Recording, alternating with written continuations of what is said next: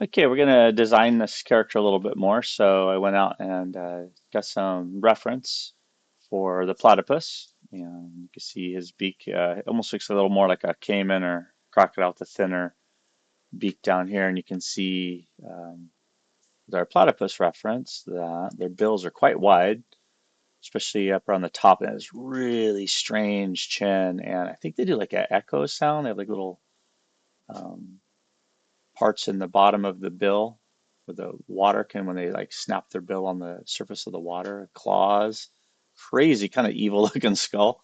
So we have that. And then I also did some reference for style. So who we got to figure out like who, what's his personality. Got to put some images in there. So I'll kind of figure that out as I go here a little bit.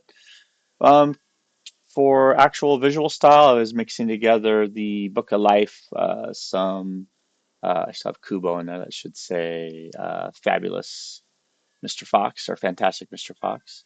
And some of the colorful organic patterns that you see in the Cocos Alebrijes and some of the inorganics parts and shapes that are kind of almost scary and kind of jaggedy and look constructed from the Book of Life. So let's take a closer look at. All right, the amazing ability to time travel. So yeah, off camera, I just updated this. So the character, who is this character?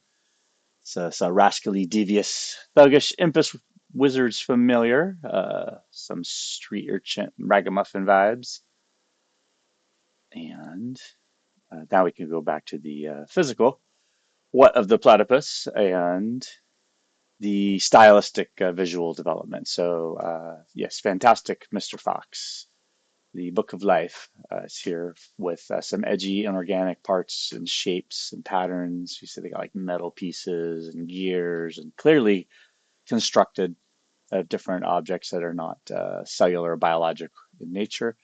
The colorful pattern and organic patterns from Coco's Alebrijas type of painting. So I think it would do some colored patterns and painting for the finishing techniques, as well as having some iconic larger shapes kind of left on the fur and the pelt. But mixing that together with some of the fur and likable faces and suits, I think the ragamuffin, some of the cloth fabrics we could get from Fantastic Mr. Fox would be great. He has those realistic eyes already, so let's take a look at these options, visual design options. So for right now, I'm going to bring that off to the side. So since I kind of was developing this character on the fly, which I was very excited, happy to do. Now it's time to maybe have some stuff developed. So there's the glass eyes, dragon eyes, fantastic Mr. Fox style, you could say. And I got my nice large blade here. Let's see how well this has survived. And I do have some fresh X-Acto blades.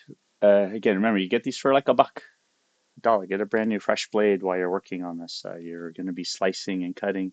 So I'm looking at those platypus bills.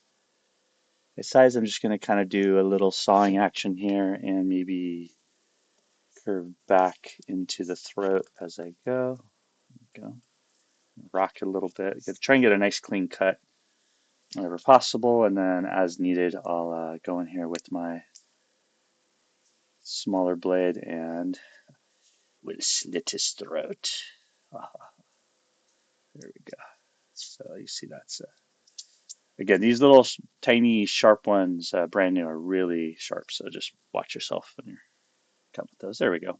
Okay, and then I can kind of shave back some of these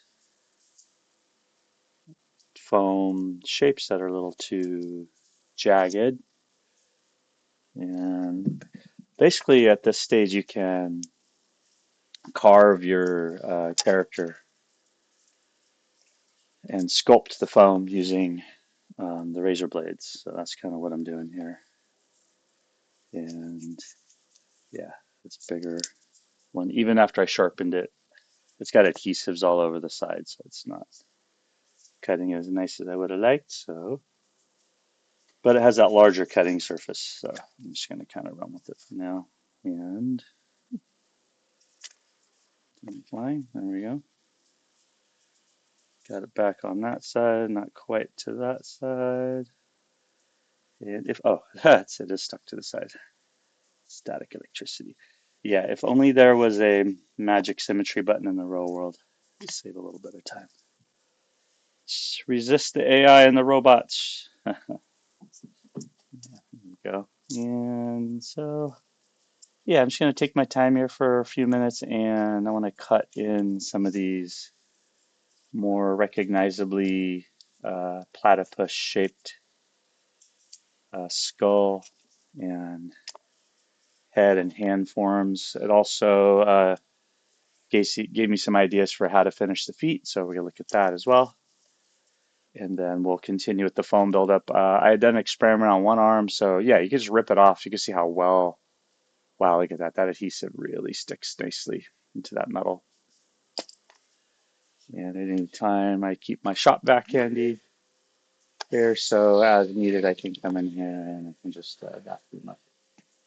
So if you have a shop vac, little vacuum handy, I suggest you get one while you're working and snipping up and slicing the styrofoam and the other foams. So there we go. So I was going to also maybe shave some off the top of his head here. So since I'm sculpting, I want to be uh, very careful to try and do this as even as I can so that I don't have, I'm not chasing my tail too much. So slowing it down just a little bit, making sure that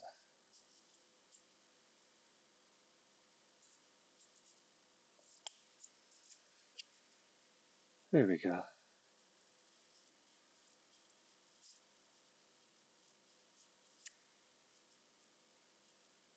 Carving some off the top. And it's a little messy and watching it careful when that breaks loose, that tip's not going to catch my skin. There we go. And when I get the Dremel out, this stuff's really going to go flying. So I'm just kind of doing as much as I can before that. And you can see now I've kind of shaped out underneath the neck a little bit. Under here, it's going to free up some of the foam down there for the neck movement. And we can continue down over here.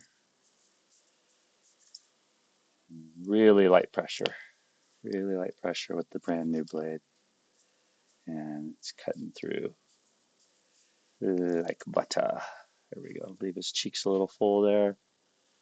And I think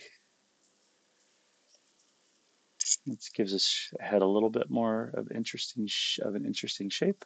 We come around the back here even more. And yeah, maybe cut the sides into the back. There we go. So it's up to you. If you want to just build up straight off that round styrofoam, or if you want to carve into it a little bit, like I'm doing. And remember, you have access to the Dremels at school, so you have all those and the heavy metal raspers that are really made for um, harder materials, such as the chasing and cleaning up of the bronze. But let's look at the other drill bits for the styrofoam. Okay, if you get a basic Dremel kit,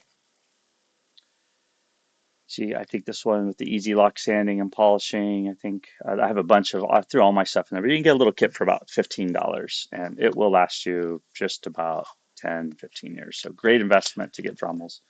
I did get some extra little rasper kits. The Dremels should always have a little lock here, so you push the lock in, grab the little tool here and loosen up one side. So there you go, I have a little sanding wheel. So the sanding wheel, this works really great on the styrofoam.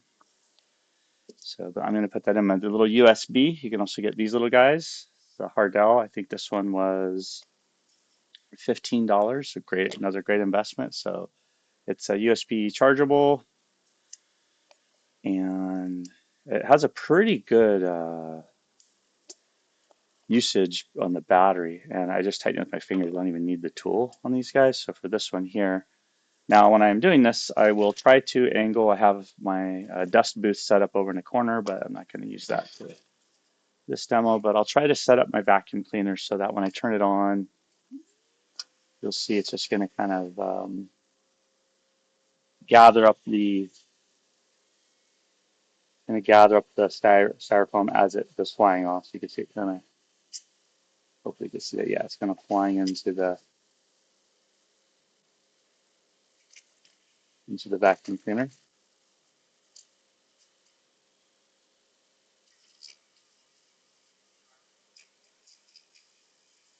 And I'm also using it to shape down a lot of the epoxy sculpt.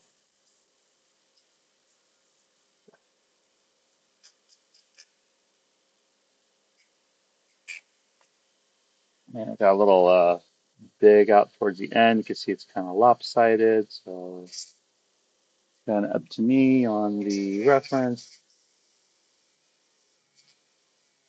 how much I want to fan down the epoxy and the styrofoam and how much I want to just sculpt over the top of it. Right. Now I should tape off the eyeballs as I'm doing this and make sure that I don't accidentally scratch them or get them otherwise damaged while I'm working on this.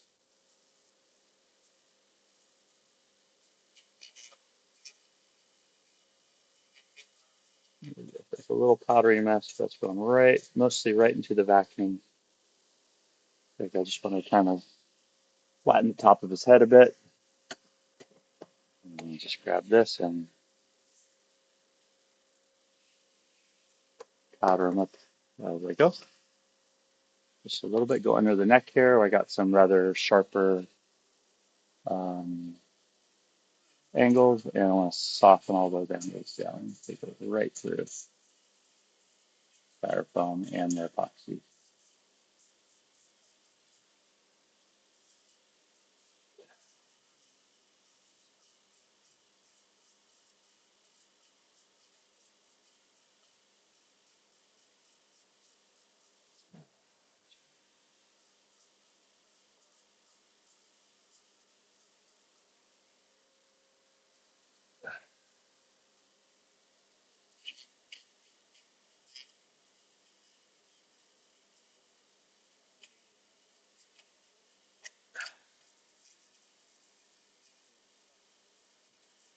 And,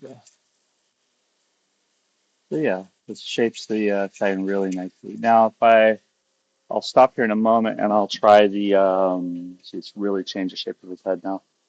And I'll try the raspers, the heavy duty metal raspers. That's these guys. And I'll show you how like it'll eat through so fast. You have to, I don't know. If you don't feel like changing it, if you're in a situation where you have the tool, it's already set up and you can't change out the tip, then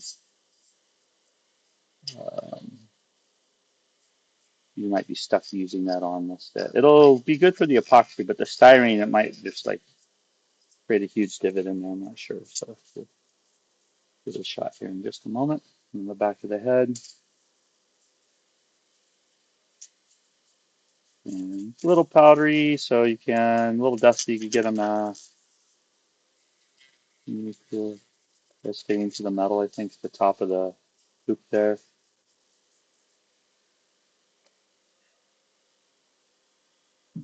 And let's go up here. Now I can really see from the top down. I always get a good angle.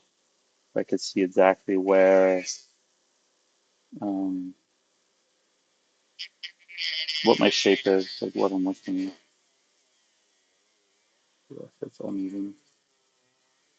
And as I go, also see a little dust cloud appearing there. Um, be careful not to hit the metal wire, so I'm getting that out of the way. And there's the lower bill. And a lot of this is depending on where you're working, if you're working on the epoxy sculpts, and it has a 2 to 3 hour set time, right? Or 1 to 3 hours, so it listed officially, but it's more like 2 to 3 hours.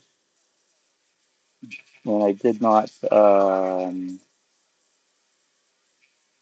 finish shaping and sculpting before it's set though, because I had to leave, right? So if you get in that situation, just be aware that that happens quite a bit.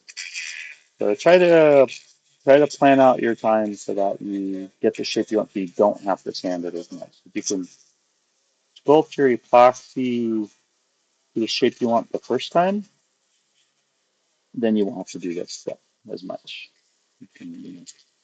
There's additive sculptural technique, which you're learning with the epoxy, and you're also learning now subtractive sculptural technique, which is awesome. You could do both. Not many substances allow you to do that, and that's one of the things I want you to learn and hopefully appreciate. Come on a little higher. And I'm just kind of evening the surface out a little bit before I get too comfortable with finishing this character.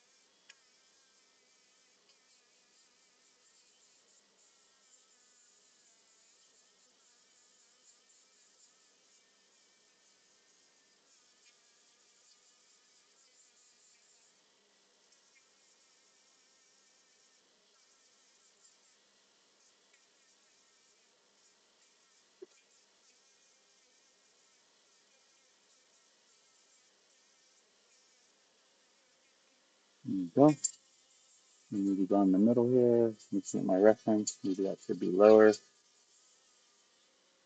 put right here.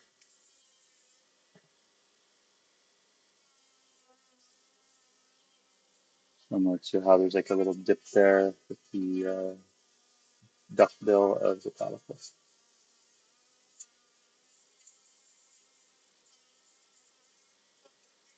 Again, if I did this reference board ahead of time, I would have been more careful to shape this how I want, and I wouldn't be doing too much grinding. But it is a back and forth process. You'll learn as you go, and you try not to get into the metal to know what's underneath there. There you go. I'll put some of that black EVA foam over the wire to build it up just like we did down here at the legs. So it really sands nicely as well. We can do some pretty cool sanding with that stuff. And we can go around the corner here, round out any hard edges. There we go.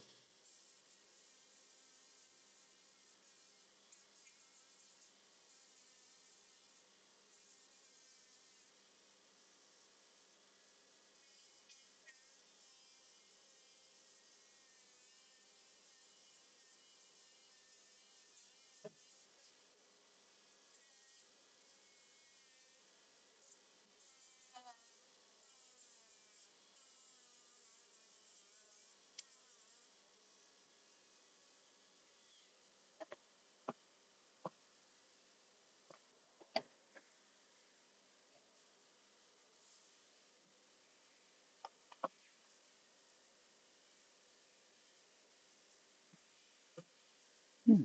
A little powdery, but not too bad. And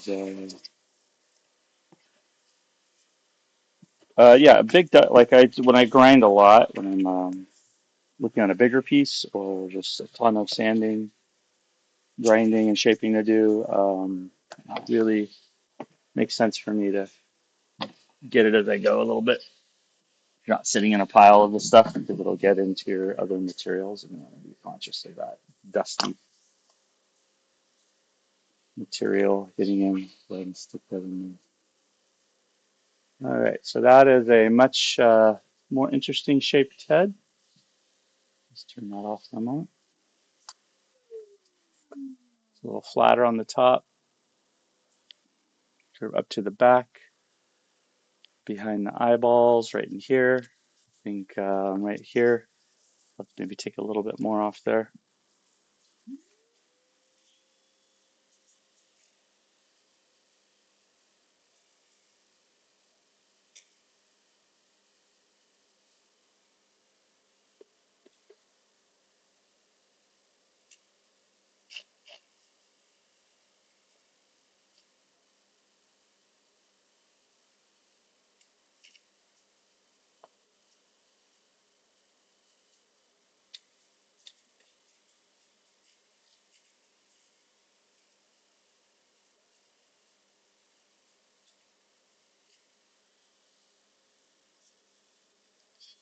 There we go. So I just kind of got some more of that away from around his eyeballs. And yeah, if I have my good laptop nearby, be careful. You don't want this in your keyboard. You don't want it in your optical laser mask. Cool. So that's using the Dremel to sand down your styrofoam head and some of the epoxy sculpt we had put on there for his bill, beak, lack of a better word. And looks like it's still pretty crooked. They come way out on the side over there. So I'm going to take care of that and we'll come back. And we'll add some more foam to the head.